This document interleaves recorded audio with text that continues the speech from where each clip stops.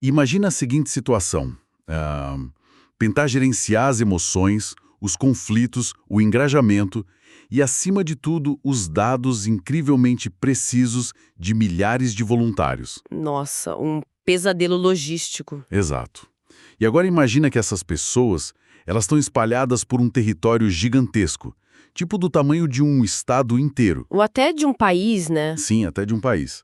Operando sob as diretrizes de uma sede administrativa central, mas vivendo realidades micro completamente diferentes. A matemática simplesmente não fecha. Não fecha. E um cenário normal, a máquina deveria quebrar, sabe? A comunicação deveria falhar, as diretrizes da sede deveriam se perder muito antes de chegar lá na base. Com certeza. O famoso telefone sem fio. Exatamente. Mas no nosso mergulho profundo de hoje, nós vamos explorar um documento interno que revela assim o verdadeiro tecido conectivo secreto que impede o colapso de uma dessas estruturas. E é fascinante, porque a base de estudo para a gente entender essa mecânica hoje, ela vem diretamente de documentos oficiais muito específicos. Isso aí. Nós estamos analisando o capítulo 4 do Guia para a Secretaria, que é um manual de procedimentos de uma vasta instituição religiosa. E esse manual detalha uma função organizacional muito, mas muito peculiar, o secretário distrital. A nossa missão com essas fontes, para quem está nos ouvindo agora, é entender como essa figura atua. Porque, lendo o material, fica claro que o objetivo principal é operar como um mentor. Um mentor intermediário, né? Isso, um mentor intermediário vital entre o que os documentos chamam de associação ou missão, que seria o nível macro, a grande sede. A sede administrativa. Isso. E, do outro lado, a igreja local, que é o nível micro, onde as pessoas efetivamente interagem ali toda semana. E o grande contraste que as fontes já apresentam pra gente logo de cara é a própria percepção do título. O nome do cargo. Exato, porque, vamos ser sinceros, secretário distrital soa como um cargo profundamente burocrático, não soa? Só como alguém de terno cinza carimbando papel. Totalmente. A imagem mental imediata é a de alguém trancado numa sala, cercado de planilhas de Excel, Cobrando relatórios. carimbando formulários o dia inteiro. No entanto, quando a gente começa a ler as diretrizes operacionais, a realidade de escrita é totalmente oposta. É quase um choque, né? É um choque. Trata-se de um papel profundo, assim, de discipulado e liderança humana. Não é só papelada. Ok, vamos desvendar isso, porque a primeira grande dúvida técnica que salta aos olhos quando a gente lê o manual é a própria razão de ser dessa função. Como assim? Quer dizer, toda igreja local já tem o seu próprio secretário, certo? Certo. O voluntário que cuida dos dados ali na base. E a associação, no nível macro, já tem um secretário executivo supervisionando a região inteira. Então a pergunta óbvia é, por que colocar mais uma camada no meio disso tudo? É a dúvida clássica de gestão. Porque a intuição corporativa moderna diria que adicionar camadas intermediárias só cria gargalo, só deixa a organização mais lenta. Ah, sim. A objeção sobre a burocracia é super válida, mas o manual apresenta a realidade geográfica e numérica como fator decisivo aí. O tamanho do problema? Exato. Em campos administrativos muito extensos, a ideia de um líder regional mentorando diretamente a base, cara, é uma ilusão logística. Não tem como. Se a gente pegar, tipo, o secretário executivo de uma associação, ele pode ter sobre a responsabilidade dele 500, 800, 1000 igrejas locais. Nossa. Imagina, é humanamente impossível que ele sente para ensinar o uso de um software, sabe? Ou para aconselhar pacientemente o secretário de cada uma dessas congregações. Impossível. A estrutura ia colapsar sobre o próprio peso. A escala da coisa exige uma solução descentralizada, né? Porque se a sede tentar abraçar tudo, como diz o ditado, acaba não abraçando nada. E o que é fascinante aqui é como o manual propõe resolver esse abismo. Porque o secretário distrital, ele não é inserido lá para ser um filtro de informações que fica, tipo, segurando os processos. Um pedágio, né? Isso, não é um pedágio. Ele atua de forma muito parecida com o sistema nervoso central do corpo humano. Ah, gostei dessa analogia. Explica mais. Então, pensa assim, o cérebro, que seria a associação, envia o comando macro, mas quem garante que os músculos específicos lá nas extremidades... Que seriam as igrejas locais. Exato, quem garante que eles vão receber esse sinal, interpretar corretamente e executar o movimento sem espasmos? São as ramificações nervosas. Olha que sacada. É o fluxo descrito nas fontes, sabe? Uma liderança multiplicadora. A associação treina um punhado de secretários distritais, e aí cada um deles se torna responsável por mentorar, mas assim de forma extremamente próxima, os secretários locais daquele agrupamento de igrejas deles. Entendi. Analisando dessa forma, surge uma outra analogia forte na minha cabeça, mas com uma distinção bem crítica.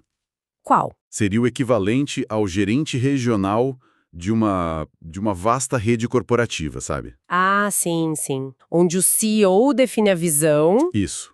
O CEO define a visão lá no topo, o gerente da loja opera o dia a dia lá na ponta e o gerente regional traduz a estratégia no meio do caminho. Perfeito. Porém, lendo o guia para a secretaria, a gente nota que o mundo corporativo frequentemente usa essa figura intermediária quase como um feitor moderno, né? Nossa, é verdade. O cara do chicote. É.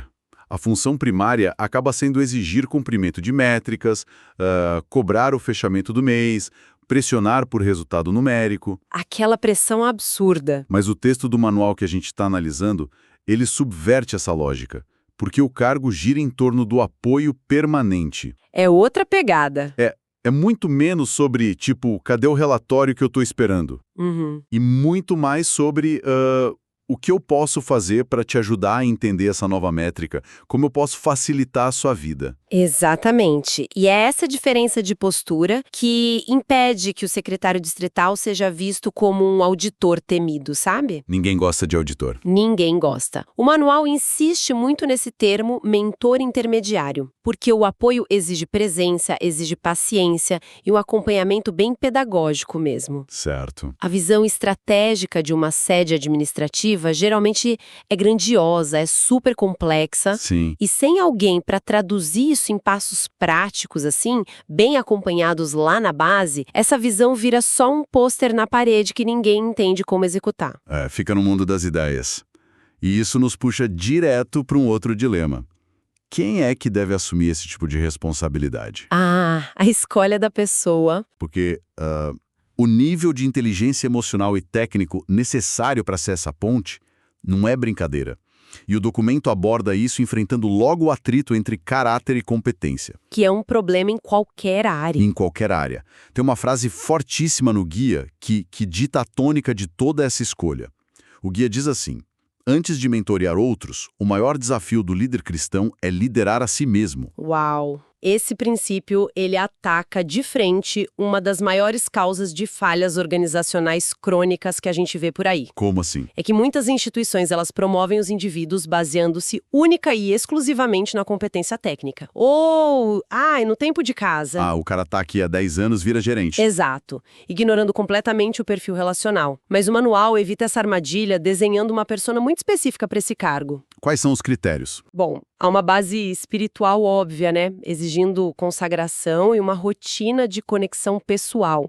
Porque o trabalho, afinal de contas, é feito no contexto de uma missão religiosa. Certo. Mas os documentos avançam para requisitos de maturidade tática, sabe? Tipo, tempo, experiência de vida e a vivência prévia na própria secretaria. Eles deixam bem claro que não se pode mentorar tecnicamente alguém se você nunca sentou na mesma cadeira. Nunca. A teoria, ela não sobrevive ao atrito da prática sem a vivência. Sem dúvida alguma. O texto diz abertamente, olha só, não se pode dar aquilo que não se tem. Forte.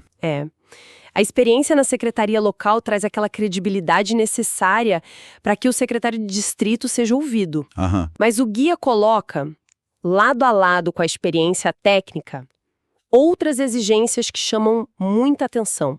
O bom trato humano, a extrema empatia e as disposições gêmeas para aprender e para ensinar. Olha, aqui é que a coisa fica realmente interessante, porque tem uma citação do filósofo Ludwig Wittgenstein no meio do material. Adoro essa citação. É linda, né? Ele diz: não se pode melhorar a si mesmo sem, ao mesmo tempo, melhorar o mundo. É uma reflexão belíssima.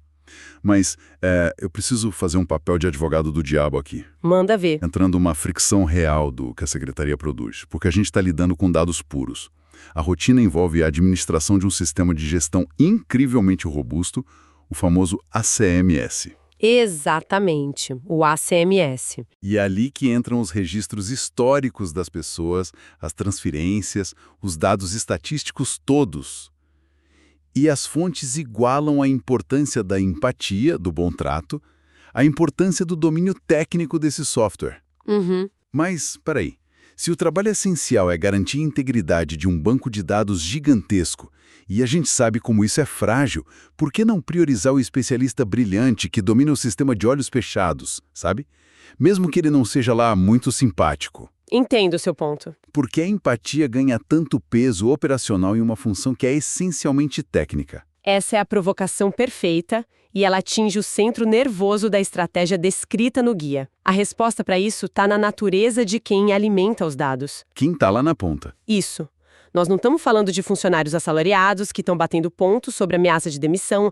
A gente está falando de voluntários na base. Ah, claro. Se o especialista técnico, que é super brilhante, porém ríspido ou impaciente, for designado como secretário distrital, a reação em cadeia, cara, vai ser catastrófica para o banco de dados. Porque os voluntários simplesmente parariam de engajar com ele. Exatamente.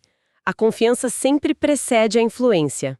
Imagina um secretário de uma igreja local. Pode ser, sei lá, um senhor de 65 anos com certa dificuldade com tecnologia. Ou um jovem de 20 anos abarrotado com os estudos da faculdade. Isso. E aí, se o secretário distrital trata essas pessoas com arrogância técnica quando elas cometem um erro no ACMS, o que acontece? Eles criam uma barreira defensiva ali na hora. Param de tirar dúvidas. Começam a ocultar os erros ou até a adiar a inserção dos dados por puro receio do atrito com esse líder. Nossa, faz todo sentido. E quando a comunicação trava, os dados ficam desatualizados. Ficam. A sede macro perde a visão real do que está acontecendo no campo e o sistema inteiro colapsa. É um efeito dominó. A empatia, nesse contexto, ela não é apenas uma qualidade moral bonitinha, sabe? Ela é a ferramenta tecnológica primária que destrava a transferência de conhecimento. Fantástico. Sem o bom trato, o software lá, que custou milhões, perde toda a utilidade porque a ponta humana se desconecta. Cara, isso muda completamente a perspectiva sobre o perfil exigido, porque a competência técnica sem a habilidade relacional constrói um muro. E a organização inteira foi desenhada para precisar de uma ponte. É uma ótima imagem. Entender que o sorriso, a paciência, garantem a integridade de um banco de dados é um conceito de gestão muito, muito poderoso. Mas vamos cruzar a fronteira entre a teoria e a prática aqui? Vamos lá. O documento usa uma frase de William Shakespeare maravilhosa. Ele diz: a ação é eloquência. Muito boa. Então, quando a gente olha para a segunda-feira de manhã desse secretário distrital, como essa eloquência se traduz em tarefas reais? Bem, o manual desenha a rotina evitando aquele formato de lista de tarefas engessadas, sabe? Ele foca em grandes frentes de ação. Quais seriam? A gente pode agrupar o trabalho prático entre a comunicação estratégica da visão macro e o monitoramento próximo da saúde local. Tá. Me dá um exemplo prático disso. Claro. O documento menciona projetos específicos que nascem lá na associação, tipo o Evangelismo Reencontro. O que é isso? O objetivo é o resgate espiritual de pessoas que por algum motivo se afastaram da comunidade. Entendi. Mas como uma função de secretaria que lida essencialmente com dados de sistema, se envolve ativamente num resgate de pessoas. Parece trabalho pastoral. E aí que entra a beleza do negócio. Eles se envolvem através da informação precisa. O projeto Reencontro depende de o pastor saber exatamente quem procurar e onde essas pessoas estão morando hoje. Do famoso mapa da mina. Isso. O papel do secretário distrital não é apenas encaminhar um e-mail da associação avisando que o projeto vai acontecer na próxima semana. Não é um repassador de e-mail. Longe disso, ele senta com o secretário da igreja local e diz, tipo, vamos entender como nós dois podemos usar o ACMS agora para puxar a lista histórica de membros inativos. Vamos atualizar esses endereços juntos. Então ele traduz uma ideia teórica de resgate pastoral em uma ação concreta de organização de dados no sistema. Ele literalmente municia o pastor e a liderança local com um mapa para executar a missão. É fascinante isso. E tem outra frente prática que é muito enfatizada nas fontes, que é o acompanhamento do plano de excelência. Ah, sim, o plano de excelência. O documento ressalta que o secretário distrital ele precisa identificar os gargalos na igreja local e buscar soluções junto com aquele secretário ali da base. E o sucesso do distrital é medido unicamente pelo avanço dos secretários locais em atingir as metas desse plano. E se a gente conectar isso ao quadro geral da organização, vamos entender logo a genialidade desse plano de excelência. Porque poderia soar como burocracia de meta corporativa, né? Exatamente, poderia soar como bater meta de vendas, mas na verdade é um diagnóstico de saúde organizacional. E de cuidado humano também. Como ele funciona na prática? O plano verifica se as listas de membros estão batendo, se os registros de quem entra e de quem sai da comunidade estão bem claros. Certo. Se uma secretaria local não atinge a excelência, os dados estão bagunçados. E dados bagunçados significam que pessoas reais estão caindo nas rachaduras invisíveis do sistema. Ah, eu entendi. Tipo, pessoas que mudam de cidade e perdem o contato com a comunidade. Porque as cartas de transferência não foram processadas direito. Exatamente. O distrital garante que isso não aconteça, capacitando a base a manter o plano de excelência sempre no azul. Mas olha só, isso exige um nível de proximidade absurdo. As fontes recomendam contato permanente, uso intenso de mensagens, chamadas regulares, troca de e-mails, visitas presenciais constantes e ainda a elaboração de um calendário criativo para treinamentos contínuos. Mas, avaliando toda essa malha de interações, eu vejo um risco enorme de fricção aí. De atrito, né? Muito, porque a linha entre o apoio próximo e o microgerenciamento sufocante é extremamente tênue. Com certeza. Pensa bem, se alguém me manda mensagem toda semana verificando o andamento das minhas tarefas que são voluntárias, a chance de eu me sentir vigiado, com alguém respirando no meu pescoço, é muito alta. É altíssima. Então, como o manual lida com essa armadilha tática de empoderar em vez de asfixiar o cara? Esse é o verdadeiro fio da navalha da liderança intermediária, viu? A resposta está na intenção e no tipo de comunicação que o guia recomenda. O tom da conversa. Exato. A filosofia das fontes direciona o secretário distrital a atuar rigorosamente como um facilitador de processos, e não como um executor de tarefas ou, pior, um auditor implacável. Qual a diferença prática, para quem está ouvindo? Pensa no microgerenciador. Ele liga para descobrir o que você fez de errado e como punir ou como expor esse erro na próxima reunião. O dedo na ferida. Já o facilitador, ele faz o contato constante para oferecer ferramentas, ele esclarece dúvidas antes que os erros aconteçam e remove os obstáculos que estão frustrando aquele voluntário. É a diferença básica entre mandar um porquê o relatório de membros ainda não está no sistema e mandar um poxa, notei que o lançamento de membros ainda não subiu. Está enfrentando algum problema com a internet? Ou tem alguma dúvida na interface nova do software em que eu possa te guiar agora? Perfeito.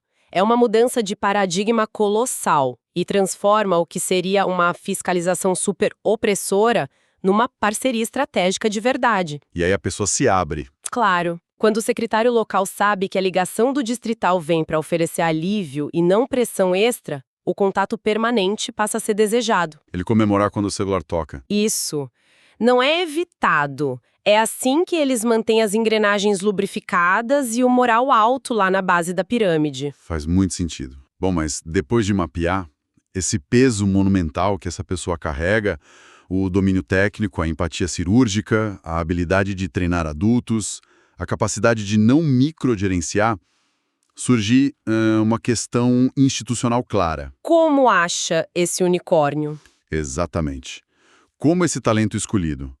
Porque em instituições com estruturas locais bem fortes, As próprias congregações são extremamente ciosas da autonomia delas na hora de apontar os líderes, né? São muito zelosas, sim. Passa-se por processos longos de votação local, mas as fontes mostram que a eleição do secretário distrital é notavelmente peculiar e contorna grande parte desse fluxo tradicional. E não é à toa, viu? O documento delineia que existem duas rotas possíveis para a eleição dessa função, e ambas revelam muito sobre a natureza híbrida desse cargo. Como funciona a primeira rota? Na primeira rota, tudo começa com um diálogo com o pastor distrital para apontar um nome viável. Esse nome é, então, levado às igrejas organizadas daquele distrito para que receba os votos da base. Ah, então a igreja vota? Vota. No entanto, a eleição não termina aí. A comissão diretiva da associação, que é o órgão máximo lá do nível macro, ela precisa votar e registrar essa eleição. Entendi. A sede administrativa tem a palavra final para validar o processo todo. Sim, e a segunda rota vai ainda mais fundo nessa lógica.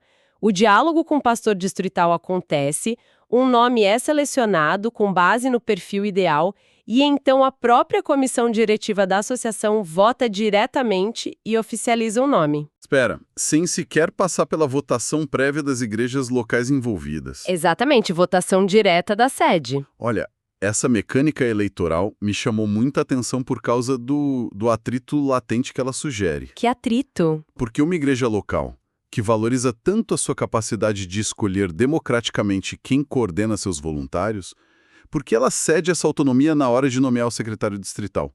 Parece quase contraintuitivo, sabe? Se a gente olhar só para o nível micro. Isso levanta uma questão importantíssima sobre a subordinação e o fluxo de comando desse cargo. O secretário distrital, ele atua no nível micro, ele senta nos bancos das igrejas locais e conhece a realidade de perto. Mas ele trabalha para viabilizar a estratégia do nível macro. Exato, ele está sob o guarda-chuva administrativo da associação, da sede, não de uma única congregação ali da rua. E isso cria uma dinâmica muito interessante de proteção estratégica. Proteção contra o quê? Contra a política local. Pensa bem, se o processo ficasse totalmente refém das preferências internas de uma única comissão de nomeações local, correria-se um risco muito sério de elegerem alguém que, talvez seja super popular na sua própria congregação. O cara gente boa da igreja local. O cara gente boa, mas que não possui a capacidade de visão sistêmica para entender as demandas técnicas lá da sede, ou que não tem a diplomacia necessária para atuar junto a outras congregações daquela mesma região. Exatamente. É o alinhamento inquebrável com a estratégia maior. A eleição passando pelas mãos do pastor do distrito e pela comissão da associação funciona como uma salvaguarda mesmo. Uma peneira necessária. Garante que a pessoa escolhida mantenha o cordão estratégico intacto entre a sede que elabora as metas e os secretários locais que executam essas metas. Evitando que se formem feudos, né? Isso, evita feudos de informação desatualizada ou grupos totalmente isolados da visão geral da instituição. De uma inteligência organizacional absurda. Nós iniciamos a leitura desses manuais imaginando o estudo de uma função que parecia fadada a ser árida, dedicada só ao vai e vem de papéis e assinaturas. E o que a gente descobriu foi o oposto. Contudo, as fontes nos revelam uma complexa engenharia humana, projetada para escalar cuidado e escalar integridade ao mesmo tempo.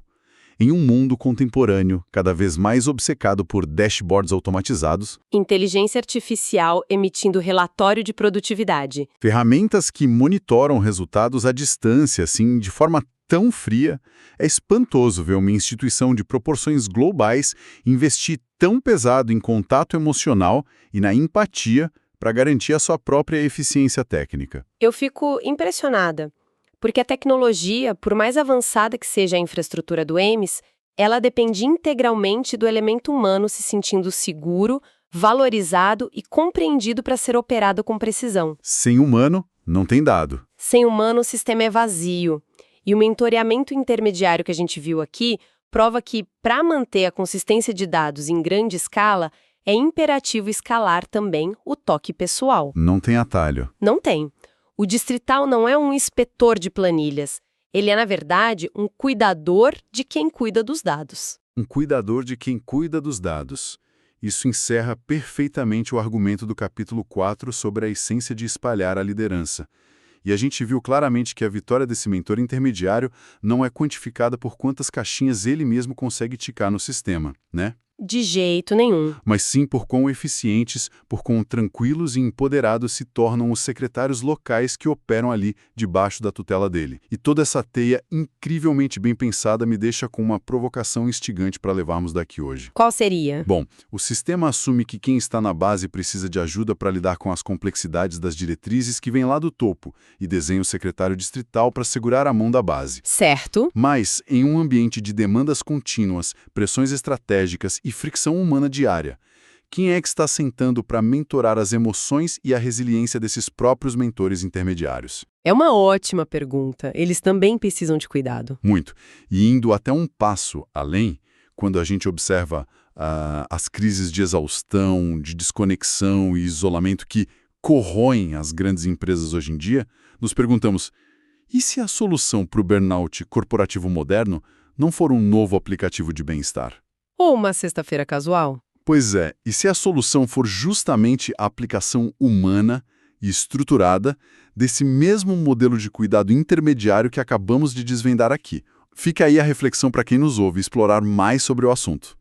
Muito obrigado pela companhia em mais este mergulho profundo no conhecimento. Foi incrível. Até a próxima, pessoal! Até a próxima!